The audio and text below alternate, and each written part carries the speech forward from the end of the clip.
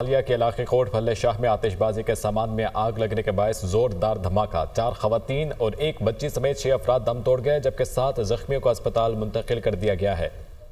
جاں بحق ہونے والے 4 افراد کا تعلق ایک ہی خاندان سے ہے۔ دھماکے کے باعث قریبی مکان کی چھت زمین بوس ہو گئی ہے۔ مزید کیا تفصیلات ہیں بتائیں گے مرزا قیصر فاروق۔ جی بتائیے۔ جی بالکل، یہ افسوسناک واقعہ جو ہے وہ پھالیا کے نوائی گاؤں کوٹ پھلے شاہ میں پیش آیا، جہاں پر عامر نامی شخص نے اپنے گھر میں آتش بازی کا سامان رکھا ہوا تھا، جس پہ نامعلوم وجوہات کی بنا پر آگ لگ گئی اور جس کی نتیجے میں زوردار دھماکہ ہوا اور اس دھماکے کے وجہ سے 6 افراد جہاں بھاگ ہو گئے، جبکہ 7 افراد زخمی ہو گئے۔ میں بتاتا چلوں کہ یہ دھماکہ اتنا شدید تھا کہ اس کے ساتھ پڑوس کا بھی جو ایک مکان ہے وہ بھی منہدم ہو گیا، جس سے 1 خاتون اور 1 بچی بھی جہاں بحق ہوگی۔ اس حادثہ میں 4 خواتین اور 1 بچی بھی جہاں بحق ہونے والوں میں شامل ہیں۔ 1122 نے موقع پر پہنچ کر زخمیوں کو RHC پاڑیاں والی منتقل کیا، اس کے ساتھ ساتھ کچھ زخمیوں کو THQ اسپتال پھالیا منتقل کیا گیا، جبکہ نعشیں جو ہیں وہ بھی THQ اسپتال پھالیا منتقل کر دی گئی ہیں۔ جی بلوچستان کے علاقے سندھی کی کوئلہ کان دھماکے سے بیٹھ گئی، 4 مزدوروں کی لاشیں نکالی گئیں۔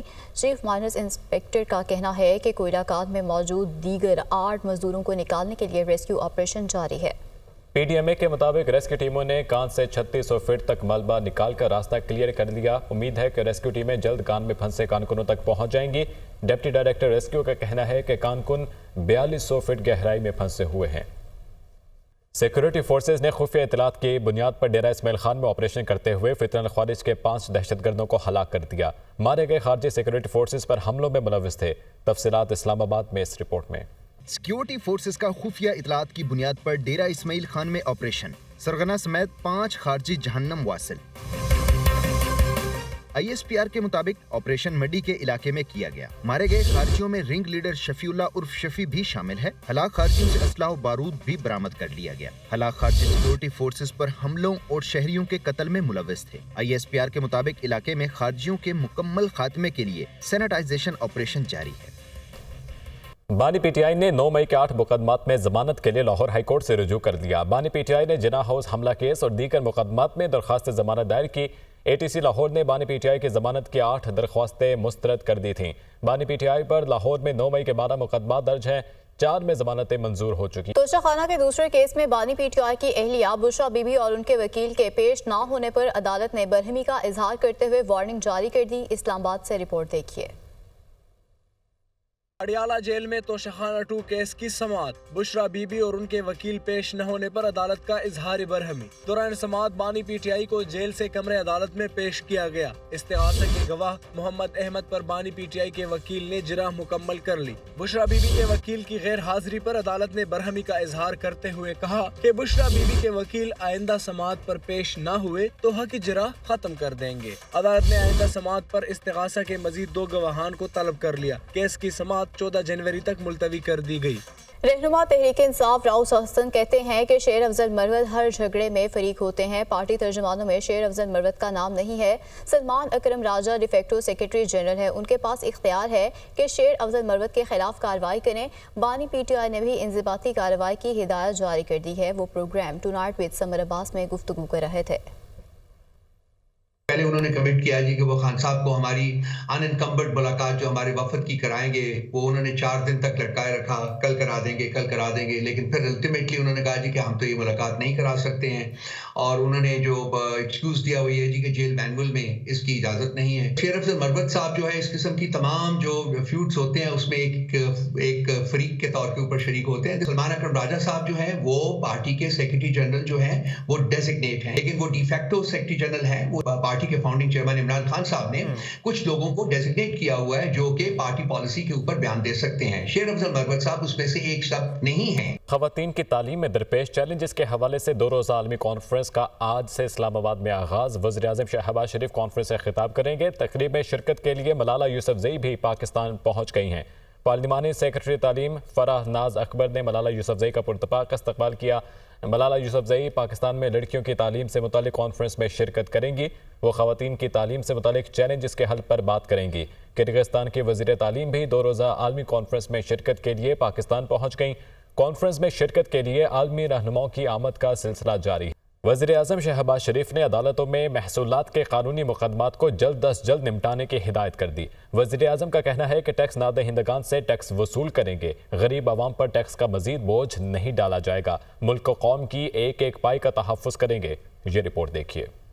وزیر اعظم کی زیر صدارت ان لینڈ ریونیو کے ایپلیٹ ٹریبیونل کے امور پر جائزہ اجلاس۔ وزیر اعظم کی عدالتوں میں محصولات کے قانونی مقدمات کو جلد از جلد نمٹانے کی ہدایت۔ وزیر اعظم نے کہا کہ ایپلیٹ ٹریبیونلز میں بہترین ٹیلنٹ کو تعینات کر کے محصولات کے کیسز فوری حل کیے جائیں۔ اس کام میں تاخیر کسی صورت برداشت نہیں کی جائے گی۔ انہوں نے کہا کہ جدید خودکار نظام سے کرپشن کا خاتمہ اور کسٹمز کلیئرنس کے لیے درکار وقت میں خاطر خواہ کمی آئی ہے، جبکہ ٹیکس ناہندگان سے ٹیکس وصول کریں گے، غریب عوام پر ٹیکس کا مزید بوجھ نہیں ڈالا جائے گا۔ اجلاس کے دوران وزیر اعظم کو ان لینڈ ریونیو ایپلیٹ ٹریبیونلز کی اصلاحات پر پیش رفت پر بریفنگ دی گئی۔ وزیر اعظم نے اصلاحات کو معینہ مدت میں مکمل کرنے کی ہدایت دی۔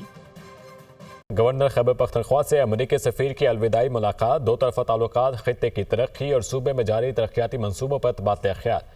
گورنر خیبر پختونخوا نے امریکی سفیر کی خدمات کو سراہتے ہوئے کہا کہ ڈونلڈ بلوم نے دونوں ممالک کے درمیان تعلقات کو مزید مضبوط بنانے میں اہم کردار ادا کیا۔ امریکی سفیر نے کہا پاکستان اور بالخصوص کے پی کے عوام کی مہمان نوازی اور ثقافت یادگار ہے، پاکستان میں اپنے وقت کو ہمیشہ یاد رکھیں گے۔ گورنر نے صوبے میں ترقیاتی منصوبوں کے لیے امریکی حکومت کے تعاون پر شکریہ ادا کرتے ہوئے کہا دونوں ممالک کے تعلقات مزید گہرے ہوں گے۔ موسم کی دنیا سے خبر یہ ہے کہ پنجاب کے بیشتر میدانی علاقوں میں دھند اور شدید سردی کی لہر، درجہ حرارت میں مزید کمی کا امکان ہے۔ اس تمام صورتحال پر مزید جانتے ہیں لاہور سے ہمارے نمائندے سہیل کیسر کی ڈائریکٹر محکمہ موسمیات علیم الحسن کی گفتگو میں۔ موسم کی یہ شدت آئندہ کیا رخ اختیار کرنے والی ہے، اور سوشل میڈیا پر کچھ خبریں بھی چل رہی ہیں کہ 12 جنوری سے سردی کی شدید ترین لہر آ سکتی ہے۔ یہ تمام تفصیلات جاننے کے لیے ہم اس وقت موجود ہیں ڈائریکٹر محکمہ موسمیات علیم الحسن صاحب کے ساتھ۔ بہت شکریہ علیم صاحب۔ پہلے تو آپ یہ بتا دیجیے گا کہ کیا جو سردی کی شدت میں مزید اضافے کا آگے امکان ہے؟ ہاں، یہ ابھی جو ہے نا 2 دن کا ہے۔ پہلے اس میں ایسٹرن بارڈر کے لانگ ہمارے نارتھ ایسٹ سیکٹر ہے جو پنجاب کا، اس میں کچھ چانسز ہیں کہ بادل تو آئیں گے لیکن کچھ جگہوں پہ ہلکی بوندا باندی یا ہلکی بارش ہوگی۔ ان 2-3 روز کے بعد ان میں دھند زیادہ تر رہے گی اور بادل رہیں گے۔ لیکن جو سوشل میڈیا کی خبروں کی آپ بات کر رہے ہیں وہ میں نے بھی صبح دیکھی ہے، کسی ساتھی نے فارورڈ کی تھی، لیکن ان میں کوئی حقیقت نہیں ہے کہ 100 سالہ ریکارڈ سردی کا ٹوٹ جائے گا۔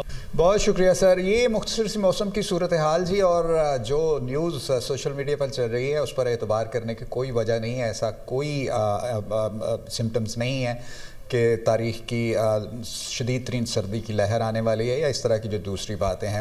جو موسم کی صورتحال تھی اس کے بارے میں ہم نے آپ کو آگاہ کر دیا۔ جی، آزاد کشمیر کے بیشتر علاقوں میں سخت سردی، مظفر آباد میں بھی شدید سردی کے ڈیرے ہیں۔ وادی لپا اور نیلم ویلی میں لوگ گھروں میں محصور ہو کر رہ گئے ہیں۔ مزید تفصیلات بتائیں گے محمد اقبال۔ آزاد جموں کشمیر کے بیشتر علاقوں میں موسم آج جزوی طور پر ابر آلود ہے۔ دارالحکومت مظفر آباد کی بات کی جائے تو یہاں پر آج صبح کڑاکے کی سردی پڑی ہے، جس کی وجہ سے یہاں پر کوہر بھی پڑا ہے اور پارا بھی نقطہ انجماد سے گر چکا تھا، اور اب چونکہ موسم قدرے خوشگوار ہو چکا ہے، چونکہ دھوپ نکلی ہوئی ہے اور ہلکی ہلکی ہوا چلنے کی وجہ سے سردی کا جو احساس ہے وہ بڑھ رہا ہے۔ اور آج مظفر آباد کے اندر جو زیادہ سے زیادہ درجہ حرارت ہے وہ 15 ڈگری تک جو ہے وہ جانے کا امکان ہے۔ چونکہ ملک کے طور عرض سے بڑی تعداد میں جو سیاح ہیں وہ آزاد کشمیر کے بالائی علاقوں کا رخ کر رہے ہیں، چونکہ حالیہ دنوں میں آزاد کشمیر کے بالائی علاقوں میں برف باری بھی ہوئی ہے، اور اب مقامی انتظامیہ کا یہ کہنا ہے کہ شام کے اوقات میں اور صبح کے وقت وہاں پر جو ہے پھسلن زیادہ ہوتی ہے، لہذا جو سیاح حضرات آ رہے ہیں وہ دن کے اوقات میں سفر تو کر سکتے ہیں، لیکن رات کے اوقات میں اور صبح کے وقت وہاں انہیں یہ ہدایت کی گئی ہے کہ وہ غیر ضروری جو سفر ہے اس سے اجتناب برتیں۔ اور موسم کا حال بتانے والے کہتے ہیں کہ آئندہ 24 گھنٹوں کے دوران آزاد جموں کشمیر کے مختلف علاقوں میں موسم سرد اور خشک رہے گا۔